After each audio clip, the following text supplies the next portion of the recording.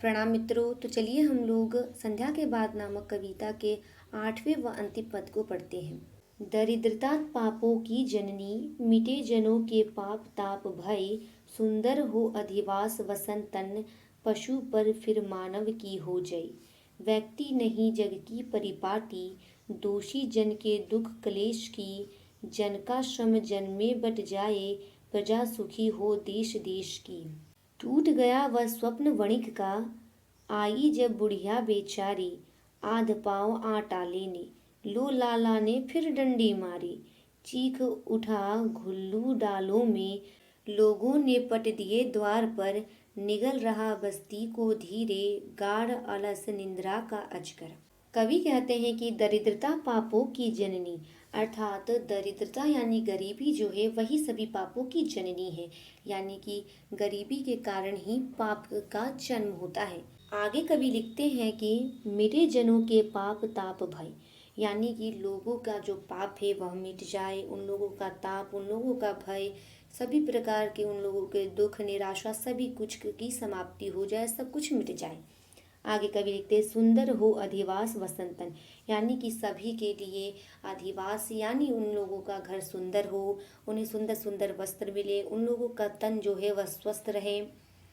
आगे फिर कवि लिखते हैं पशु पर फिर मानव की हो जाए, अर्थात जब दरिद्रता समाप्त होगी तब पाप समाप्त होगा, भय समाप्त होगा, दुख निराशा समाप्त होगी, लोगों को अच्छे घर मिलेंगे रहने के लिए, लोगों को अच्छे अच्छे कपड़े मिलेंगे, लोगों को स्वस्थ तन मिलेगा।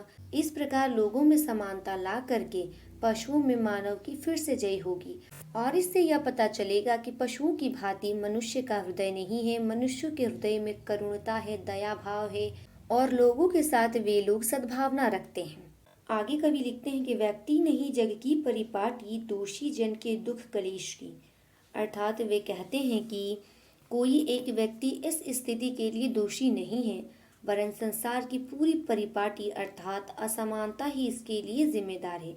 यानी कि लोगों में दरिद्रता फैली हुई है, लोगों में असमानता है, इसलिए मानवों का हृदय भी पशु के समान हो गया है। तो कवि कहते हैं कि कोई एक व्यक्ति इसके लिए जिम्मेदार नहीं है, वरन पूरे संसार की परिपाटी इसके लिए जिम्मेदार है, और इसी असमानता के कारण लोग दुखी हैं और उनके अंदर कलेश की मन स्थिति है।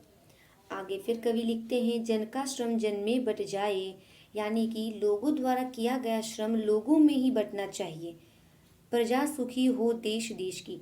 यदि किसी भी राज्य की लोगों द्वारा किया गया परिश्रम उन्हीं लोगों में बटेगा, यानी उसका लाभ उन्हीं लोगों को मिलेगा जिन्होंने परिश्रम किया है, तो हर एक देश की प्रजा सुखी होगी, हर एक देश विकास करेगा। आगे कवि कहते हैं कि टूट गया वह स्वप्न वणिक का, आई जब बुढ़िया बेचारी, अर्थात वणिक यानी व्यापारी जो है वह इस प्रकार का स्वप्न देख रहा था कि सभी में समानता हो, लोगों का श्रम लोगों में बटे, सबकी उन्नति हो, सबके दुख दूर हो। तभी उसका ये स्वप्न टूट जाता है जब एक बुढ़िया उसकी दुकान पर आती है। आगे कवि लिखते हैं आध पाँव आटा लेने, अर्थात वह बुढ़िया आधा पाँव आटा लेने के लिए उसकी दुकान पर आई हुई है। लो लाला ने फिर डंडी मारी, यानी कि लाला डंडी मारकर कम तौल कर उस बुढ़िया को आधा पाव आटा दे देता है। यानी कि वह लाला तो विविध प्रकार के बातें करता है कि भ्रष्टाचार दूर होना चाहिए, लोगों के द्वारा किया गया परिश्रम का फल लोगों को ही मिलना चाहिए, परंतु समय आने पर वह खुद इस भ्रष्टाचार का भागी बनता है।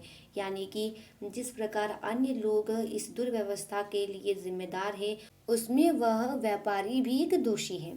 आगे कवि लिखते हैं कि चीख उठा घुल्लू डालों में, लोगों ने पलट दिए द्वार पर, अर्थात घुल्लू जब चीखा तो सभी ने अपने द्वारों को बंद कर लिया।